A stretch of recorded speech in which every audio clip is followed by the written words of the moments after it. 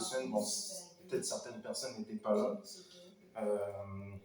J'avais donné un message qui consistait à que toute personne qui croit que Jésus-Christ est mort et ressuscité pour nos péchés, il entre directement, justement, pour revenir sur ce que l'homme de Dieu a dit, dans la famille de Dieu, les chrétiens. Et j'avais dit dernièrement qu'un chrétien, ce n'est pas le processus du christianisme ne commence pas forcément par les œuvres ou les fruits qu'on manifeste, mais d'abord déjà par la foi en Jésus-Christ. À partir du moment qu'un chrétien a la foi que Jésus-Christ est mort et ressuscité pour nos péchés, comme le dit le texte de 1 Corinthiens chapitre 15, le texte dit bien que si Christ n'est pas ressuscité des morts, notre foi est vaine. Ça veut dire que à partir du moment que une personne quelconque croit que Jésus-Christ est mort et ressuscité pour les péchés, alors c'est là où commence la foi. C'est un peu ça que j'avais en résumé ce que j'avais prêché il y a quelques semaines. Et maintenant, je vais continuer pour maintenant rentrer justement pour le but en fait du message, d'amener à que nous les chrétiens, nous puissions avoir géré un renouvellement d'intelligence de la manière dont nous voyons ceux que nous disons qui ne sont pas chrétiens ou qui sont égarés ou qui sont dans le faux, pour que nous puissions voir ces personnes-là avec les yeux de Dieu. Alors, je vais donner une écriture pour amener à comprendre ce que je veux faire comprendre. Le titre du message, c'est « Qu'est-ce qui définit le vrai dogme du chrétien ?» C'est quoi ce qui définit le vrai dogme du chrétien? Et je vais donner des éléments pour que nous puissions voir comment Dieu définit le vrai chrétien, le vrai dogme du christianisme. Alors, je vais prendre le texte de Jean 13, verset 35.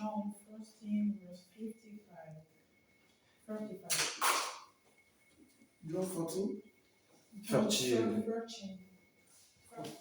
13, verset 35. Verset 34. À partir du verset 34. 45.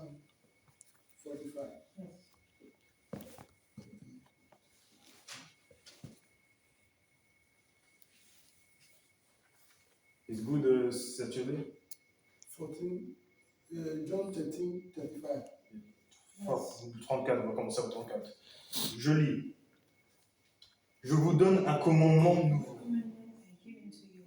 Aimez-vous les uns les autres comme je vous ai aimé.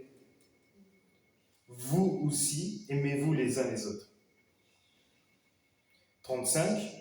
À ceux-ci, tous connaîtront que vous êtes mes disciples si vous avez de l'amour les uns pour les autres. Alors, ce texte que je viens de lire apporte un message. Je dirais même, ça apporte même un éclaircissement. Jésus, il dit que aimez-vous les uns les autres, et c'est à ceux-là qu'on connaîtra que vous êtes mes disciples. Comment on reconnaît un disciple de Christ? Lorsqu'il y a l'amour les uns les autres. Où est-ce que je veux en venir par rapport à ça? Je vais prendre les étiquettes du christianisme. Les catholiques, les témoins de Jéhovah, les orthodoxes, etc., etc., etc. Ceux que nous disons que, non, voilà, ils sont dans l'erreur, ils sont dans le faux, ils ne sont pas chrétiens, etc., etc. Mais Jésus, il dit, on les reconnaîtra que ce sont mes disciples si vous avez de l'amour les uns pour les autres. On est d'accord qu'un catholique croit que Jésus-Christ est mort et ressuscité, n'est-ce pas? Pareil pour les témoins de Jéhovah, pareil pour les orthodoxes. Donc, déjà, le fait qu'ils croient que Jésus-Christ est mort et ressuscité pour les péchés, et que selon le texte de 1 Corinthiens chapitre 15, c'est ça la base de la foi, dans laquelle sans cela, la foi est morte. Donc, ils ont déjà cette base. Donc, s'ils ont cette base-là déjà, et que nous, les chrétiens, nous disons qu'ils ne sont pas chrétiens, ou ils sont dans le faux, mais nous sommes en train d'annuler ce que l'Écriture dit. Je dirais même ce que Dieu a dit dans les Écritures. Ça, c'est premièrement. Deuxièmement, si un catholique a la foi en Christ, c'est-à-dire qu'il est mort et ressuscité pour les péchés, qui est la base de la foi, et qu'en même temps, il cherche à aimer, il cherche justement à être humble, à être patient envers les personnes qui sont autour de lui. S'il manifeste ses fruits, ben, il entre dans le plan d'amour. Il est dans le plan d'amour. Donc, il devient un disciple de Jésus-Christ. Puisque Jésus dit, c'est à ceci qu'on connaîtra que vous êtes mes disciples, si vous avez de l'amour les uns pour les autres. Ce que je veux dire, c'est quoi? Ce n'est pas l'étiquette religieuse, c'est-à-dire catholique, témoin de Jéhovah, etc., qui fait qu'on reconnaît un vrai disciple. Mais c'est l'enseignement qui consiste à aimer, qui nous fait connaître qui est son disciple. Donc, si un catholique ou un témoin de Jéhovah aime sincèrement son frère, il pratique le pardon, l'humilité, l'honnêteté,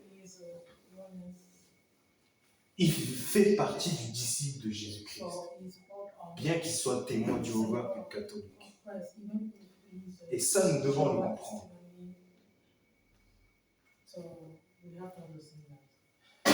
La chose qui est primordiale, qui est le plus grand, qui est le plus important dans la loi de Dieu, c'est l'amour.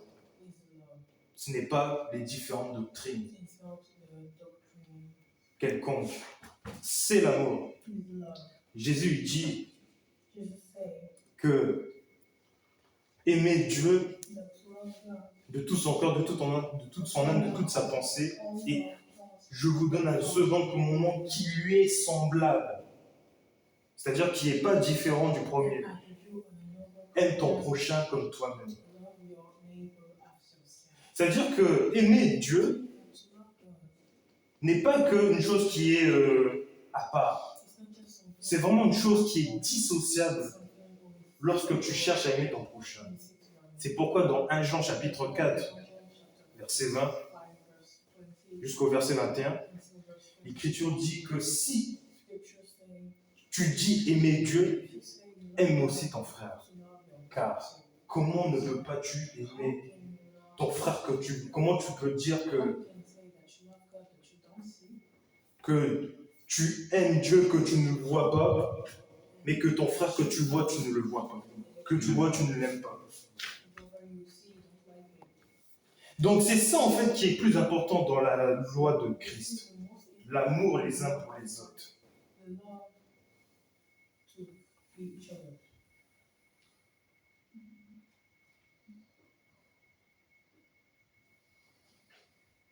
Maintenant, je vais énumérer les dangers de nous les chrétiens lorsque nous disons que les catholiques, etc., les témoins de Jéhovah, toutes les confessions, mais ils ne sont pas chrétiens ou ils sont dans l'erreur, ou ils sont dans le faux. Lorsque nous disons à des différents dogmes qu'ils ne sont pas chrétiens, ils sont dans le faux, etc. Ou que nous attaquons leur foi, en réalité, c'est à Christ qu'on le fait. Parce qu'à partir du moment qu'ils ont cru en Jésus-Christ en tant que Seigneur et Sauveur, Christ est en eux. Et du coup, si nous attaquons Christ, eh ben, nous sortons dans le plan d'amour que Christ a mis en place selon Jean 13, verset 35. En réalité, lorsque nous disons oui, ils ne sont plus chrétiens, c'est des faux, tout ça, nous sommes en train de semer, nous les chrétiens, la semence de division, la semence de la haine, la semence de la séparation. C'est comme si nous mettons une distance entre eux et nous à cause justement de la manière dont nous voyons à nos yeux leur croyance, qui est erronée à nos yeux. Celui qui cherche à aimer, celui qui est un vrai disciple de Christ, c'est celui qui va employer des phrases envers celui qui voit qu'à ses yeux il est dans l'erreur. Il va employer des phrases constructives. Lorsque tu dis à une personne, c'est pas un chrétien, alors qu'il croit en Jésus-Christ, cette phrase-là détruit. Elle marque une séparation. Lorsque tu dis à une personne, il n'est pas chrétien, tu es en train de mettre l'inimitié entre lui et toi. Alors que l'amour consiste à quoi? L'Écriture dit quoi? Accueillez ceux qui sont faibles.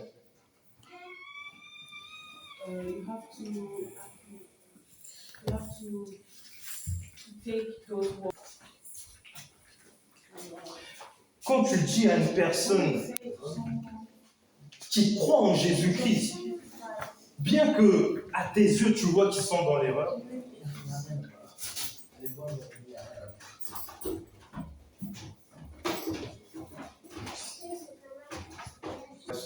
auparavant j'avais donné un message en ce qui consistait à que en tant qu'un chrétien, le processus du christianisme ne commençait pas par les œuvres, mais commençait justement par justement la foi en la mort et la résurrection de Jésus-Christ. C'est là où commence le processus du christianisme. Ensuite, j'avais dit aussi que aujourd'hui, il y a plusieurs dogmes dans le christianisme. Il y a les catholiques, les témoins de Jéhovah, les orthodoxes, et que nous, les chrétiens, nous disons que eux, ce ne sont pas des chrétiens ou ils sont dans le faux, tout ça, etc. Maintenant, j'avais pris le texte de Jean 13, verset 34-35, qui dit que Jésus dit que je vous donne un commandement nouveau, aimez-vous les uns les autres comme je vous ai aimé. À ceux-ci, tous connaîtront que vous êtes mes disciples si vous avez de l'amour les uns pour les autres. C'est-à-dire que ce qui compte dans la loi de Dieu, c'est l'amour. Ce n'est pas forcément le titre qu'on porte dans le christianisme. Mais à partir du moment que tu cherches à aimer, eh ben, tu rentres déjà dans le processus du disciple. Et je disais aussi que si le témoin de Jéhovah, le catholique, les orthodoxes, etc., s'ils croient en Jésus-Christ et que nous disons que non, ils ne sont pas des chrétiens, eh ben, en réalité, nous mettons une distance entre eux et nous, alors que eux, comme nous, croient en Jésus-Christ. Parce que c'est ça qui est la base de la foi, c'est-à-dire la mort et la résurrection. Et je disais aussi que si ces dogmes-là croient en Jésus-Christ et en même temps, ils cherchent à aimer, ils cherchent à être vrais, ils cherchent à être honnêtes, ils cherchent justement à être patients, à combler le besoin de l'autre, ils l'ont dans le processus du disciple. Bien qu'il soit témoin de Jéhovah, bien qu'il soit catholique, etc. Et ensuite, je disais aussi que si, justement, nous, les chrétiens, quand on voit ces bien-aimés et que nous disons qu'ils sont dans le faux ou qu'ils ne sont pas chrétiens, eh ben, en réalité, nous marquons une distance entre eux et nous. Et je disais que ça, ce n'est pas l'amour d'un disciple que Christ a enseigné. Parce que le vrai disciple, c'est celui qui aime. Donc là, je reprends. Donc, celui qui cherche à aimer, celui qui cherche à être un disciple de Jésus-Christ, il va chercher à construire. Si j'aime, au lieu de dire non, eux là, voilà, etc., je vais plutôt chercher d'abord le lien qu'il y a entre lui et moi, à savoir le Christ. Et qu'avec le lien qu'il y a entre lui et moi, qui est le Christ, je vais maintenant m'unir à lui. Je vais chercher à me lier à lui. Pourquoi? Parce que j'ai l'amour en moi qui consiste justement à ne pas regarder la personne par rapport à ces erreurs que je vois à mes yeux, mais plutôt de regarder à Christ. Parce qu'à partir du moment qu'il croit que Jésus-Christ est son Seigneur et Sauveur pour le péché, alors lui et moi, nous sommes déjà unis.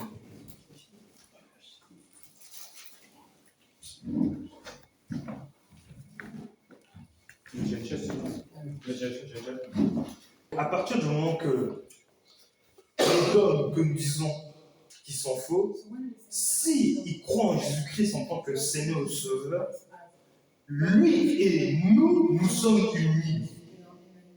Bien qu'il y ait des croyances différentes, mais nous sommes unis dans la foi en Jésus-Christ. Et le disciple, ce n'est pas celui qui va chercher à pointer forcément du doigt l'erreur de l'autre, mais il va chercher à construire, à dialoguer, à le considérer. C'est ça le disciple, c'est ça aimer. Si nous ne faisons pas ça envers ceux que nous disons qui sont dans le faux, qui sont chrétiens, et que nous les mettons loin là-bas, en réalité, nous ne marchons pas dans le processus du disciple qui consiste à aimer. Bien que nous avons la foi en Jésus-Christ. Dans 1 Corinthiens chapitre 13, au verset 2, Paul dit « Si j'ai le don de la prophétie, la connaissance de tous les mystères, toute la foi jusqu'à transporter des montagnes, mais si je n'ai pas l'amour, je ne suis rien. » Examinons nous-mêmes. Moi, j'ai discuté avec les témoins de Jéhovah, les catholiques, les orthodoxes. Ces bien-aimés, ils considèrent que nous qui ne sommes pas dans ces dogmes-là, nous sommes ses frères. Eux, ils nous considèrent comme ses frères. Mais nous, quand on voit leurs dogmes, on ne les considère pas comme nos frères. On se dit qu'ils sont dans le faux, tout ça. On a beaucoup de mauvaises pensées envers eux. Bon, entre eux et nous, qui marche dans l'amour? Qui marche dans l'amour entre eux et nous? Ce ne sont pas eux qui marchent plus dans l'amour que nous. Bien que eux, ils voient qu'on a des différences. Mais pourtant, ils nous considèrent comme nos frères. Mais nous, qui a le processus du disciple entre eux et nous, qui nous disons que nous ne sommes pas dans les dénominations entre guillemets?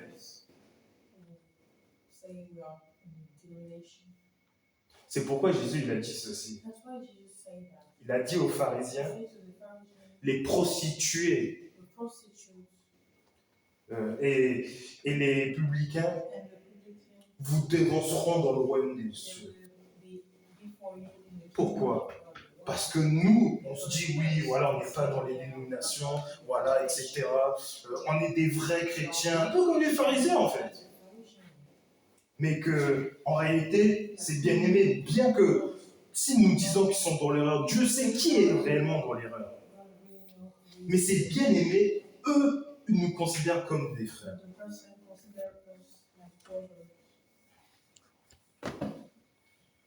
Donc,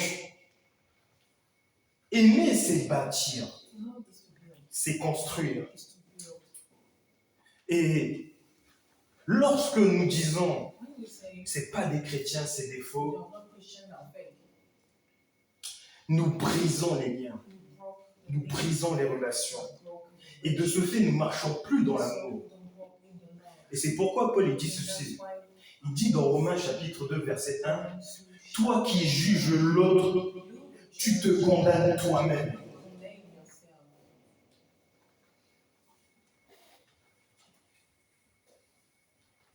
Ensuite, un autre point, Dieu sait qui réellement appartient à lui. Comme le dit le texte de 2 Timothée chapitre 2, verset 19, l'Écriture dit, le Seigneur connaît ceux qui lui appartiennent. Lui seul sait qui lui appartient. Mais nous, quand on dit que oui, c'est des faux, tout ça, etc., nous nous mettons à la place. En fait, c'est comme si on se met à la place de Dieu et on juge nous-mêmes qui appartient à Christ ou pas. Est-ce que vous voyez un peu l'esprit que nous avons? Est-ce que vous voyez un peu le truc?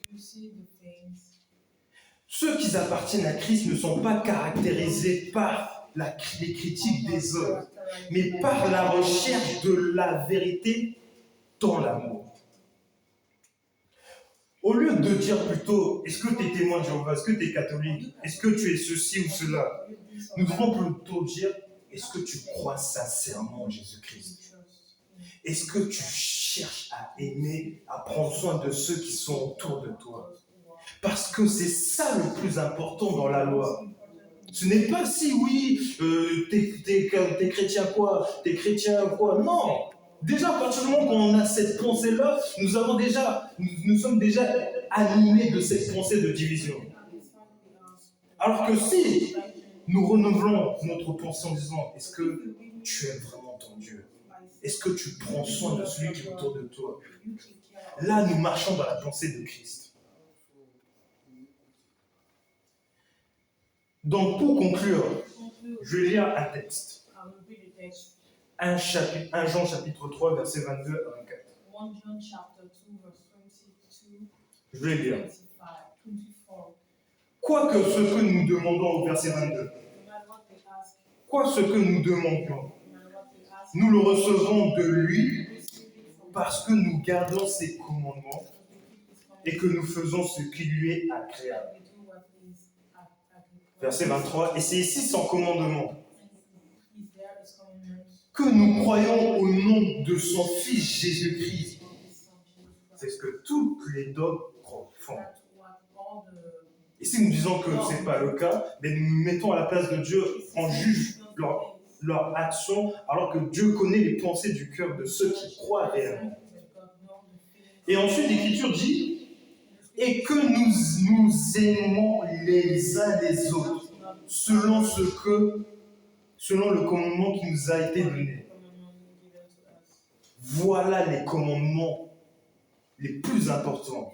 Que nous croyons en son Fils Jésus-Christ et que nous nous aimons les uns les autres. Si les témoins de Jéhovah, les catholiques, toutes les dogmes, croient en Jésus-Christ de tout leur cœur et qui cherchent à aimer, ils sont vraiment les disciples de Jésus-Christ. Donc, même si nous ne sommes pas d'accord avec tous ces points doctrinaux qu'il y a, avant de justement chercher à les juger ou à les critiquer, est-ce que cherchons à savoir s'ils sont nets, respectueux, qu'ils aiment vraiment leurs frères et sœurs, qui nous considèrent comme des frères et sœurs, s'ils cherchent Dieu de tout leur cœur. Et nous devons faire attention à cela, parce que peut-être que celui qui est le faux, c'est peut-être nous.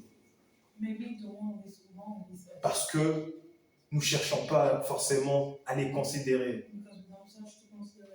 Alors que peut-être eux cherchent à nous considérer, ils sont peut-être plus dans le vrai que nous. Alors c'était pour nous encourager à nous les chrétiens, mais de renouveler en fait, de revoir notre manière de voir le christianisme par rapport aux yeux de Christ et non par rapport à ce que nous voyons à notre propre yeux, tandis que notre propre yeux, lorsqu'on voit une personne, est limité, alors que de celui de Christ est parfait, pur et vrai. Que le Seigneur nous bénisse. Amen.